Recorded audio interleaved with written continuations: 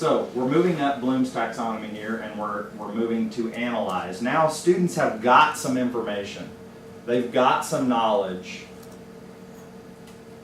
Now they need to do something with it. You know, if students are just learning things to learn things, then we've got probably a bigger issue than, well, no, that is the big issue. You know, what are students going to do with the information?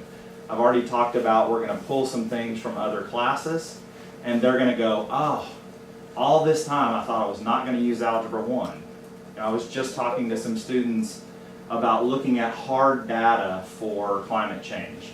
And I said, if you see a linear regression, and they're like, whoa, whoa, whoa, hold on. I said, yeah, remember Algebra 1 from 9th grade, when you talked about the slope of a line, and they're like, oh yeah. So I had to prepare them. They didn't remember that.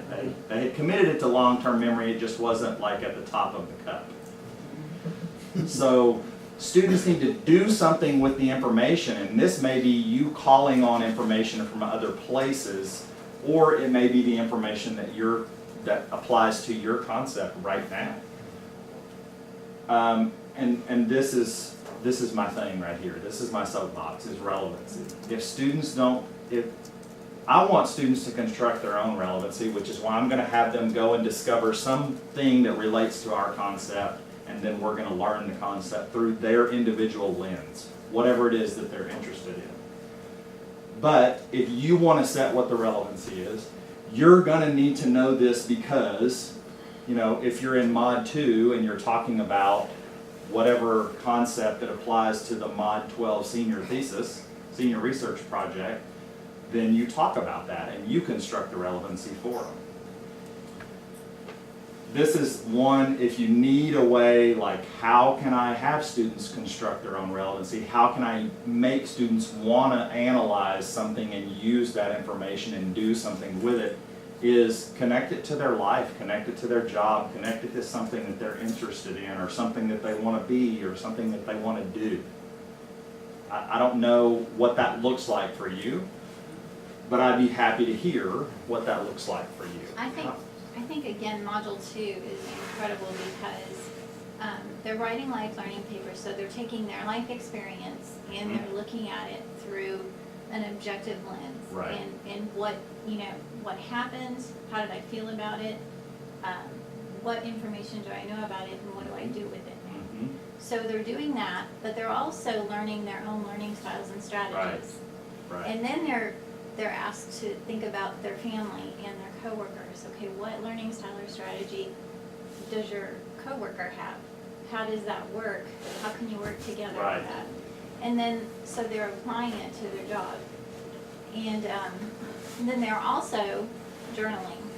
Right. And so all of the Reflecting. all Sure. of the reflective information is coming through too. So and then they're reading Life Launch, which every student I've ever taught says this is exactly where I am. And it teaches them how to project from that point forward in their life. How do you move forward, right? Just thinking about, like, how do we move forward? If the things that students are learning in our classes are not changing them in some way, we're spinning our wheels. They're wasting their time and money, and you're wasting your time with them. Go ahead, Eileen. Oh, I think that, I'm just looking through the different modules for the nursing RN-BS. And I think in every nursing module, and then of course in the other ones, like Tamara said, and also module 2, the other 3 studies, professional studies courses, but there seems to be an assignment, at least one assignment in each one of those, if they do all of this, where they prepare. Right. So the family assessment comes to mind, Right. where they have to learn about family assessment and a form. They don't all do that in their jobs, they have different kinds of nursing jobs, but, so they find a family and they go and meet the family and assess the family, and then they also have to identify some agency that can help that family, Right. identify a problem in an agency, and then provide that information, and then write a report about it, and then present all of that to the class. So then they share and learn from each other, either things that affect their job or their own families. They learn about different agencies that they could use. And so all of these things that Eileen is describing, the students are grappling with a situation. They're wrestling with, this is a problem, how do I solve that problem? You can think of it in terms of case studies, you can think of it in terms of problem-based learning, whatever your soapbox is, your particular soapbox, depending on who you voted for state superintendent or didn't vote for or whatever. You know, that everyone has some sort of soapbox that like they really like to teach their class this way. This can apply to so many different things, so many. And the other thing that I'll mention, because as you guys are talking, I keep thinking in my head what we were joking about at the beginning. I was going to Google, you know, PDAS and see what comes up. If they can Google the answer to the question, you should be asking a different question. Because nothing that you guys have described is anything that students can Google the answer to.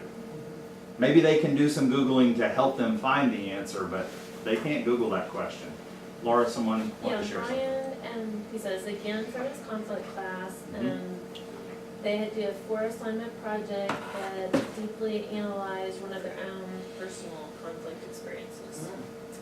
And he said they had a lot of bad roommate stories. So applying it to themselves. And of course, what a great lens to look through, especially if they're going through that right then. So that's the point when you go, okay, now let's present to the class, unless your roommate is in the class. And then he also said that he had one student that said the project helped him more confidently engage his girlfriend's family, and now they were engaged. Nice. They all like each other. Brian, let us know when they get married, and then we'll know the true measure of success. There you go.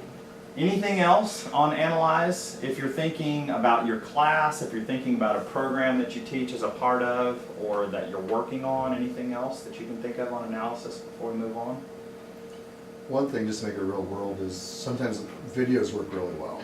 So like in an anthropology class, they'll go through and they learn all these concepts and terms and just seem really theoretical. Right. Then you show them a video of an ethnography from a culture, Right. and once they're done watching it, you sort of debrief them and say, okay, well, what concepts and terms did you see and what They start questions to do you pick have? it out, And exactly. they can see what it really looks like. Right, absolutely. Great.